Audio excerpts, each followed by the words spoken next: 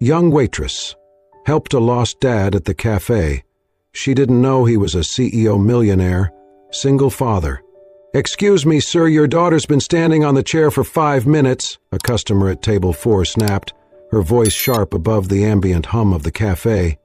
It was unusually packed that Thursday afternoon in the cozy Portland shop known for warm cinnamon lattes and worn leather booths. Behind the counter, Lena Harper, 24, blonde and composed despite the crowd, looked up from arranging pastries.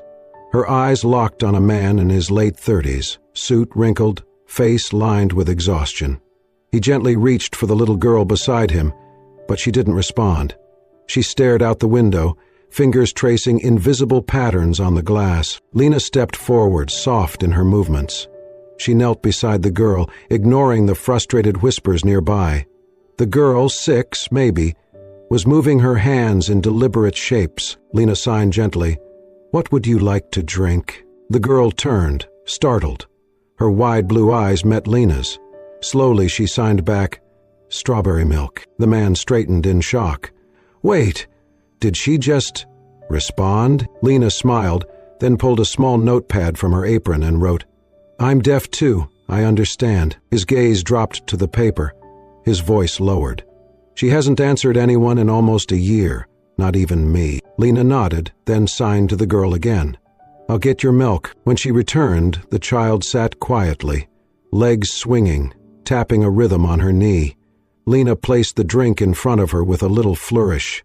The girl gave a shy smile. The man watched, eyes flickering with something between awe and heartbreak. They ate in silence, grilled cheese for the girl, black coffee for him.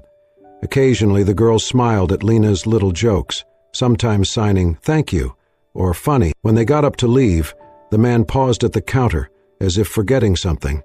He scribbled on a napkin and tucked it under his coffee cup. Minutes later, Lena returned to clear the table. She found the note and unfolded it. "Thank you for making her smile." She held the napkin gently, as if it might crumble. Her heart fluttered, not because of the note, but because of how carefully it had been written, because of how the little girl had looked at her, like someone who'd finally found light after too much dark. She turned toward the window, but they were gone. Lena tucked the napkin into her apron pocket. She didn't know why. Maybe it was the man's hollow kindness, his worn-out suit, his weary eyes. Maybe it was the girl, Sophie, she'd seen the name stitched on her tiny backpack, who felt like a mirror of him, quiet, fragile, but when she smiled it was like watching someone breathe again for the first time. Back behind the counter, Lena moved a little slower, her mind lingering at that corner booth. What she didn't know was that the man, Daniel Carter, had once launched a tech empire from a Seattle garage, commanded boardrooms with ease, and now lived in hiding, fleeing headlines, fleeing a courtroom, fleeing a woman who had torn their family apart. And Sophie, his daughter, hadn't spoken since the day her mother left. Daniel had no map, no plan, just one mission, to protect his daughter.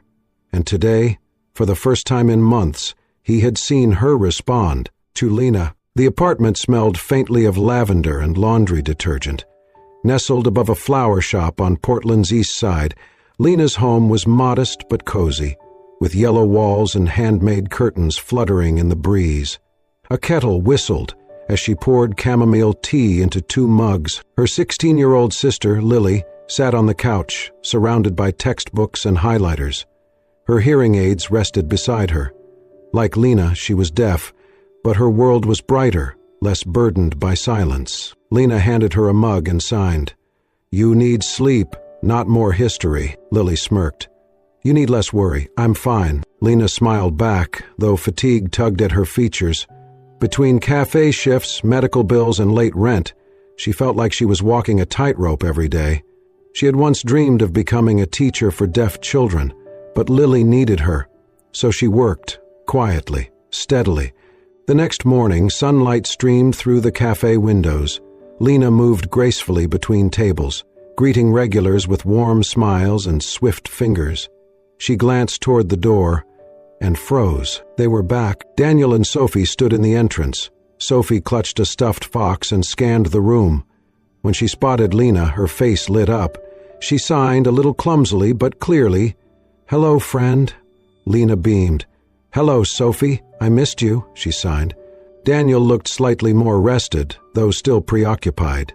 They settled at their usual table, and Lena brought over strawberry milk without asking. "Did she say friend?" Daniel asked, surprised. "She did," Lena replied via her notepad, adding a wink. "I'm impressed." "And grateful," he said. "I'm Daniel. I guess you already know Sophie." Lena nodded and scribbled. "Lena, nice to meet you properly." Daniel looked around, then leaned in slightly. "I told Sophie we're on vacation. Truth is, I'm taking time off, trying to reset." Lena nodded again. Everyone had something they were running from, even if they never said it aloud. Once their order arrived, Lena returned to her other tables, but her eyes kept drifting back. Sophie traced shapes on the window. This time, she smiled more.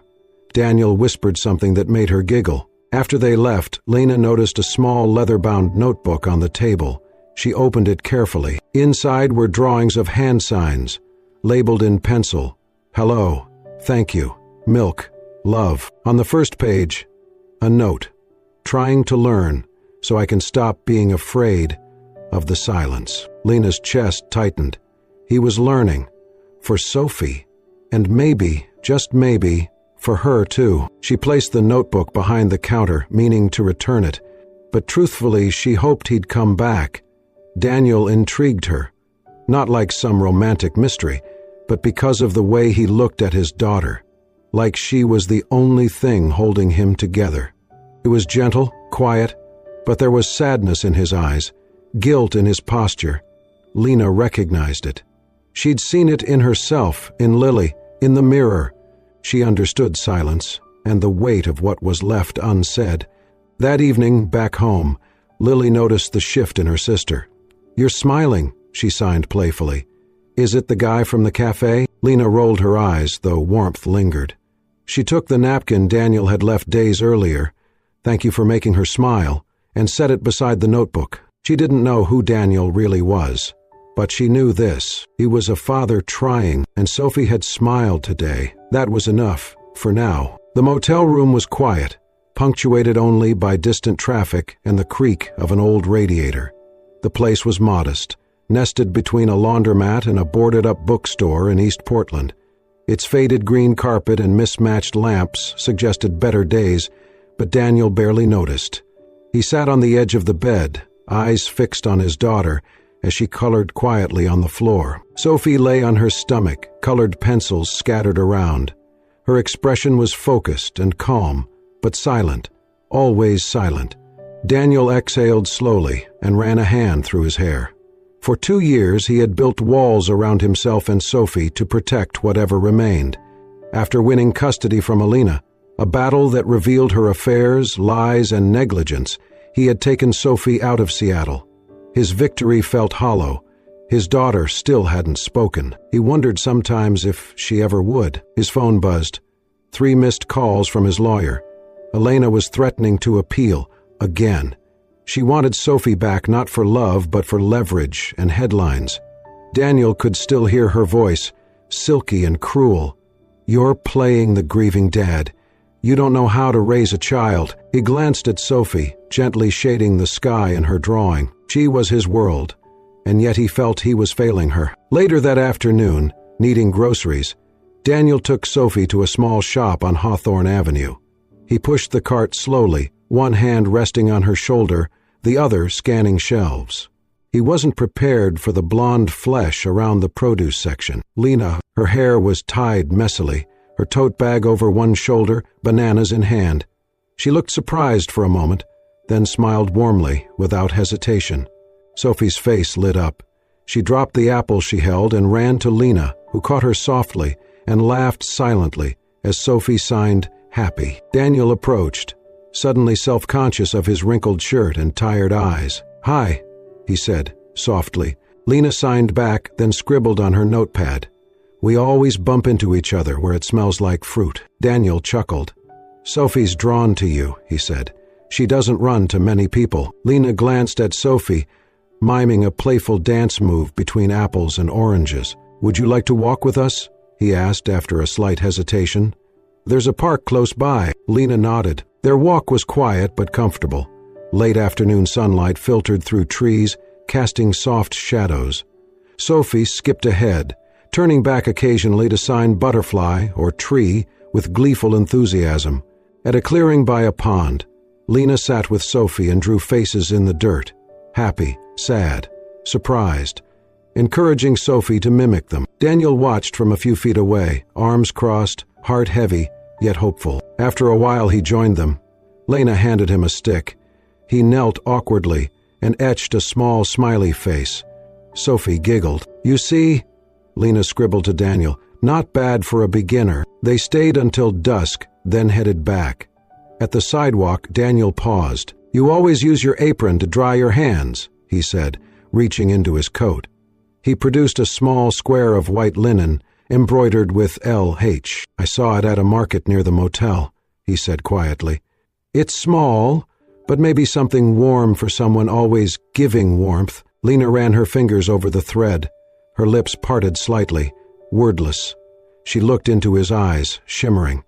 Sophie tugged at Lena's sleeve and signed, "Pretty." Lena signed back, "Very." At the parking lot edge, Daniel hesitated, watching Lena walk away, Sophie waving behind her. Across the street, Lena paused and turned back one last time. She signed gracefully, "Thank you for today." Daniel froze in that moment, the breeze tugging at his coat, city sounds swirling around. Yet in that stillness, he felt the echo of her hands, gentle, meaningful. He had not expected her. He had not expected hope to feel like this. The days began to settle into a rhythm. Daniel and Sophie would arrive at the cafe mid-morning, usually after the rush, when the scent of fresh pastries still lingered, and sunlight poured in through the wide windows. Lena always had a table ready by the window, with a glass of strawberry milk already waiting. Sophie no longer clung to her father. Instead, she would wave to Lena with her small hands already in motion, signing clumsily but joyfully. Lena knelt beside her each day, introducing a new game, name that animal, emotion charades, or simple drawings paired with signs. One morning, Sophie proudly signed elephant, curling her arm like a trunk. Lena clapped and signed back funny with an exaggerated silly face. Sophie's laughter rang out, bright and loud, startling nearby customers. Daniel froze, coffee halfway to his lips. That laugh. It had been years.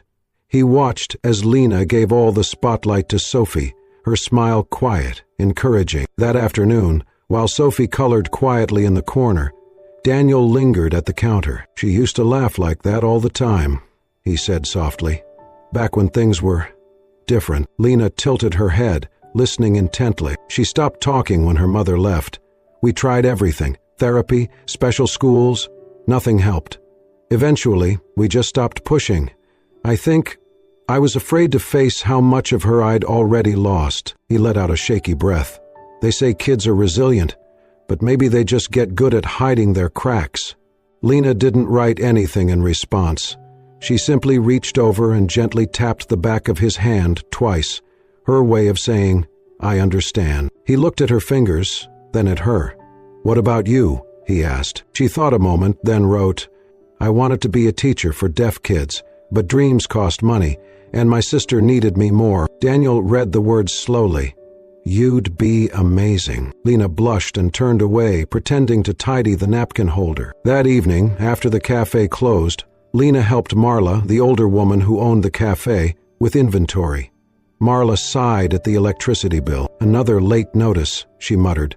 "I swear these companies raise the rates just to mess with us." Lena didn't respond. She just swept the floor a little longer, as she always did. What she didn't know was that Daniel had overheard that brief exchange earlier, and the next morning, when Marla opened her email, she found a receipt confirming the bill had been paid in full. No name, just a note. "Thank you for giving us a place to laugh." Lena found the note taped beside the espresso machine. She read it twice, then quietly folded it and tucked it into her apron pocket. She didn't say a word, but her eyes were brighter when Daniel and Sophie walked in that morning. Sophie greeted her with a happy wave and launched straight into a new sign Lena had taught her the day before. Lena responded with a smile and handed her a small envelope filled with animal flashcards she had drawn by hand, each one colorful, playful, and labeled in both English and sign. Daniel watched from the booth, his coffee forgotten. He saw Sophie's ease, her joy, the way she now signed freely, confidently. It was like watching the sun rise after a long winter. Lena, in turn, found herself watching Daniel, too, not just the way he looked at Sophie, but the way he listened to Lena, the way he always met her eyes when she signed, the way he never interrupted her silence. Still, fear lingered. He was kind, but guarded. And she was just a waitress with a hearing aid, a dream on hold, and a tiny apartment above a flower shop. That night, after closing, Lena stood by the window folding napkins. Outside, the city glowed softly in the dark. She held the little note in her fingers again, rereading Daniel's words. She wondered if he ever knew how little she had, how much she gave to stay afloat. Would he still come back? He pressed her hand gently over her heart and whispered the words she could not hear. Maybe. The storm did not come with thunder or lightning. It arrived quietly, through a knock on the motel door, and a man in a pressed suit holding a manila envelope. Daniel opened it with trembling hands, eyes scanning the document before dropping it to the floor. Like it burned. A subpoena. Family court. Filed by Elena Taylor, Sophie's mother. She had found them. That night, Daniel sat on the edge of the motel bed, his phone dark in his palm. Sophie was asleep beside him, her breathing soft, her arms curled around her stuffed fox. He watched her chest rise and fall, steady as the ache in his ribs. Elena. Just her name made his jaw clench. She had not cared when Sophie stopped speaking, had not stayed the night at the hospital after Sophie had fallen ill, had not returned even once after packing her bags and disappearing with the man who understood her art. And now she wanted her daughter back. Armed with lawyers and glossy lies, she wanted to claim what she had walked away from. Daniel pressed the phone to his ear, but hung up before it rang. He could not talk to his lawyer yet, not before he figured out what this meant. The next day, he took Sophie to the cafe as if nothing had changed. Lena was already there, setting up flower jars on each table. When she saw Sophie, she waved and signed, "Welcome, sunshine." Sophie signed back, giggling. Daniel tried to smile, but it was stiff. They sat in their usual booth. Lena brought over a plate of banana bread and 2 drinks, black coffee and strawberry milk, like always. She could feel something off in Daniel's demeanor. His hands fidgeted, his eyes didn't settle. After Sophie wandered to the small reading nook, Daniel looked at Lena and spoke quietly. "She's trying to take her back," he said, voice strained. "Her mother." "Elena." Lena's brow furrowed. She wrote quickly on her notepad. "How?" Daniel explained in clipped words. "Subpoena, court date, custody challenge." He did not say Elena's name more than once. Lena read every word with a growing heaviness in her chest. When he finished, he pulled something from his coat pocket, a small velvet pouch. He placed it on the table and slid it toward her. Lena hesitated before opening it. Inside was a delicate bracelet made of braided thread and a single metal charm, engraved with the American Sign Language symbol for hope. She looked up, eyes wide. "You gave that to us," Daniel said softly, without meaning to. "Before we met you, Sophie hadn't smiled in months. She wouldn't touch me, wouldn't eat without crying. And then you signed to her, and she started to come back." Lena's hands shook as she picked up the bracelet. Daniel reached across the table, his fingers brushing hers. "I don't know how this will end," he said, "but I needed you to know what you've done for us. You gave us hope." Lena blinked quickly, nodded, then signed, "You're not alone." But he was. He knew it, because soon he would have to fight again. For Sophie. And this time it could get ugly. Elena's lawyers were ruthless. Her money, her charm, they were dangerous. As much as Lena had given him and Sophie, he could not bear the thought of dragging her into the mess. He had seen what scandal did to people. She was quiet, peaceful, honest. She had built a life out of almost nothing. He would not be the storm that destroyed it. That night, back in the motel, Daniel sat at the table, staring at the court papers. His lawyer had called. The hearing was set for 2 weeks out. He looked over at Sophie, drawing in her sketchbook. She had made a picture of the cafe, Lena standing behind the counter, her hands raised in mid-sign. Sophie had written the word safe above her head. Daniel's throat tightened. He would face Elena. But Lena did not need to know. Not yet. The next morning he brought Sophie to the cafe, smiled like nothing had changed. He tucked the bracelet gently onto Lena's wrist as she poured his coffee. She smiled, touched the charm, and signed, "Beautiful." He signed back, "So are you." But when she turned to help another customer, Daniel looked away. He would protect her, even if it meant keeping her in the dark, even if it meant walking into court alone. The cafe felt quieter without them. Lena noticed it immediately, how the mornings seemed longer, how the air hung heavier without Sophie's bouncing curls or Daniel's steady gaze from the corner booth. It had been nearly a week since their last visit. She tried not to worry. People had lives, reasons, schedules, but every day she checked the door a dozen times. Nothing. On Friday, after her shift ended, Lena slipped her sketch pad into her tote bag, packed a box of colored pencils, and caught the bus toward the motel. The sky had begun to turn a pale shade of dusk when she knocked on the room door. For a moment, there was no answer.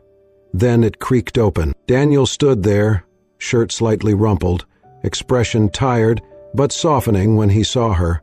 "Lena," he said, surprised. "Hey." She raised a hand in greeting, then held up the art supplies. "I thought Sophie might want to draw," she signed with a small smile. Daniel hesitated only a second before stepping aside. "Come in," he said. Inside, the room was dim but tidy. Sophie sat curled in the armchair, arms wrapped around her stuffed fox. When she saw Lena, she lit up, leaping down and running forward with open arms. Lena knelt to catch her in a hug. They settled on the carpet and Lena opened the sketch pad, laying out the pencils like treasures. She pointed to the blank page, then signed, "Let's draw feelings." She illustrated first, a sun with a smiling face, happy, a cloud with raindrops, sad. Then she handed the pencil to Sophie. The little girl stared at the page, her brow furrowed and her lips pressed into a thin line. Slowly, carefully, she began to draw. First a heart, then 2 stick figures, one tall with short hair, the other with long hair tied up in a bun. Both stood beside the heart. Sophie pointed to the figures, then to Daniel, then to Lena. Lena's breath caught. Behind them, Daniel watched silently from the kitchenette. His shoulders slumped, hands braced on the counter. Later, while Sophie napped, Lena stood at the sink, quietly rinsing 2 mugs. Daniel came to stand beside her. "She drew a family," he said, voice quiet. Lena nodded without turning. "I'm losing her," he added, more to the faucet than to her. "Alina's coming for her. Court hearings in 3 days. Her lawyers are aggressive. She's just starting to heal. And I'm about to rip her open again." Lena set down the mug, dried her hands, and turned to face him. She didn't sign anything. Instead, she placed one hand gently on his shoulder, fingers curling slightly, grounding him. Her eyes said the rest. "I'm here." He inhaled sharply, a tremor in his chest. Then came a sound. We both turned. Sophie stood in the hallway, clutching the drawing. In her small hands was a crumpled piece of paper she had taken from Lena's sketchbook. On it, in shaky, uneven letters, she had written, "I do not want to go. I love Daddy. I love Lena." Then, slowly, she raised her hands and signed, "Family." Daniel knelt, reaching for her. He did not speak at first. He could not. His eyes brimmed and spilled over. He pulled her into his arms, pressing a kiss to her head, whispering, "I've got you. I've got you, baby." Lena stood frozen for a second, then crouched beside them. Sophie reached for her, too, wrapping her arms around Lena's neck and pulling her in. For a long moment, the 3 of them simply stayed there, in a silent, sacred huddle of emotion, tears, love, and light. Later, when Sophie had fallen back asleep, her drawing clutched against her chest, Daniel walked Lena to the door. "She needs to say this in court," he said, his voice steady now, purposeful. "I need to make them see her, hear her." Lena looked at him with wide eyes. He gave a tired smile. "Thank you for tonight." You gave her the courage to speak with her hands. I don't know what I'd do without that." Lena signed. "She's brave because she's loved." Daniel nodded slowly, and for the first time since the subpoena arrived, he believed he might actually have a chance. He just hadn't told Lena yet what was coming next. The courtroom was cold, all steel edges and sterile light. Daniel adjusted the cuffs of his jacket, not out of vanity, but to keep his hands from trembling.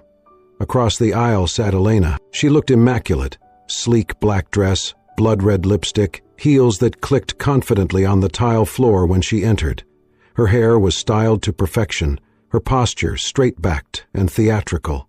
But her eyes were cold, icy, calculating. She barely looked at Sophie. The judge, a silver-haired woman with a sharp tone but kind eyes, opened the hearing with formalities. Then came the onslaught. Elena's attorney stood first, a man with a voice like polished glass. "My client," he said, gesturing to Elena, "is the biological mother of this child. She has always had the best intentions, despite being misled, excluded, and alienated by Mr. Carter, who has taken the child away from all social and educational support systems." Daniel didn't flinch. He kept his hand on Sophie's shoulder. Elena rose smoothly when asked to speak. "She needs structure, a real school, real therapy. He's keeping her in some backroom motel, letting her play with crayons instead of learning. She used to speak, now she only signs. I barely recognize her." Her voice cracked with practiced emotion. "I wake up every night wondering if she's crying for me." Daniel's lawyer rose, but Daniel put a hand on his arm. He stood, calm, steady. "I have no grand speech," he said. "Just one request." He turned to the judge. "Let Sophie speak." There was a ripple in the courtroom. Elena's attorney objected, something about emotional manipulation, but the judge raised a hand. "Let the child approach." Daniel knelt beside Sophie, whispered something, then guided her to the front. Lena, seated quietly behind them, was caught off guard when the bailiff turned and gestured to her. "Can you interpret for the child?" Lena's throat tightened. She stood, walked to the front with careful steps, and signed gently to Sophie. "Do you want to speak?" Sophie looked terrified. Her hands fluttered nervously. Then she turned her head, scanning the room. She saw Elena, rigid, unsmiling. Then she saw Lena. Lena smiled, small but full of love. Sophie stepped forward, took a breath, and spoke. "Lena." Her voice was thin, raspy, barely audible. But it was a word, a name. The courtroom froze. Even the judge leaned forward. Daniel's eyes brimmed instantly. Lena crouched beside Sophie and signed. "Do you want to tell them more?" Sophie nodded. She signed slowly, carefully. "She is not my home. She is a stranger. I do not feel safe." Lena translated, her voice steady. Sophie pointed to Daniel. "He is my safe." Then she turned to Lena. "He helps me talk. I feel loved. I feel seen." The judge raised a hand. "Ms., please translate word for word." Lena nodded, then repeated exactly as Sophie signed. "I want to stay with my dad. I want to be with Lena, too. That is where I feel like myself." Silence. Then a faint sound. Elena's chair creaking as she shifted, stiffly, uncomfortably. The judge took a long pause. Then she nodded. "Sophie, thank you," she said gently. "You may return to your seat." Sophie walked back, Daniel kneeling with open arms. She ran into them. He held her tight, forehead pressed to hers. Lena stood silently, watching. Then Daniel reached out and took her hand. He turned to her, whispered, "You gave her a voice, and you gave me something I never thought I'd have again." She blinked quickly, squeezing his hand back. After a long deliberation, the judge spoke. In light of the child's wishes, her demonstrated comfort and communication progress under Mr. Carter's care, and the lack of substantial presence from the biological mother prior to this case, I award sole custody to Mr. Daniel Carter. A gasp from the gallery. Elena didn't protest. She stood, adjusted her coat, and walked out, heels clicking against the floor, face unreadable. She never looked back. Daniel stayed in his seat for a moment, arms around Sophie, tears streaming down his face. Lena stood nearby, still as a statue. Then Sophie looked up, smiled, and signed one simple word, family. And Lena, through the blur in her vision, signed it back. The house was small and cheery, nestled among blooming dogwoods in a quiet Portland suburb. A white picket fence edged the front yard. Wind chimes tinkled gently beside the porch. Inside, rooms filled with light and laughter spoke of belonging. Lena stood at the kitchen counter, tying her hair up as she packed a tote with teaching tools, flashcards, hand puppets, laminated signing charts. Across town, children waited at the community center for her gentle lessons, the woman who understood their world best. In the living room, Sophie sat cross-legged on the rug, editing a video on a tablet. Daniel sat beside her, offering quiet guidance. On screen, Sophie signed a poem she had written, with Lena's help. Family is the place where hearts are heard. Soft music played under her graceful hands. No voice needed. Her confidence spoke volumes. Lena entered just as the video ended. She paused, watching them from behind. Daniel turned, smiled gently, and patted the couch. They sat together in a long, tender silence, hands finding each other, fingers weaving naturally. Later that week, Daniel did something he'd avoided. He faced the press, not to boast of Carter Tech or his wealth, but to speak about his daughter. "My proudest accomplishment," he shared, "is not building an empire. It's learning to listen without sound. My family taught me that." He did not name Lena, but she was in every photo, the quiet woman with gentle eyes, her daughter clinging to her side. One afternoon, as light tilted west, a car pulled into the driveway. Sophie, coloring on the porch, looked up and froze. Elena had returned. She stepped out calmly, no makeup, no designer clothes, just a cardigan, slacks, and a small paper bag in hand. Her face, though drawn, held something softer now, something almost human. Daniel opened the door, silent. "I'm not here to fight," Elena said softly. "I just wanted to say something to Sophie." Inside, Lena had leaned beside Sophie, who clutched her arm, eyes wide. Sophie signed. "She's here." Lena crouched and gently signed. "You can go. It's okay." Sophie hesitated, then nodded and stepped outside. Elena knelt on the porch as Sophie approached. The little girl waited, silent, poised. Elena's voice trembled. "I don't know if you'll understand yet, but I need to say this. I left you because I thought I wasn't enough. I thought you didn't need me. I was jealous because you'd grown strong without me." She paused, tears in her eyes. "But I see now. You didn't need a perfect mother, you needed love, and I didn't give it." From the bag, she withdrew an old photo of her and Sophie, before everything unraveled. Sophie stared at it for long seconds. Then she signed, "Thank you for coming back to say that." Elena looked up, tears slipping silently. Her gaze found Lena standing just inside the door, calm, compassionate. Elena's voice steadied. "Thank you for loving her, for raising her when I didn't. I hope you and Daniel find the happiness I couldn't give. You deserve it." Lena said nothing, but her silence held kindness. She nodded slowly, offering the only gift she could, forgiveness. Elena stood, shoulders lighter than before, and drove away without looking back. A few days later, the three of them went to the park, the same place Lena had once drawn in the dirt and taught Sophie her first signs.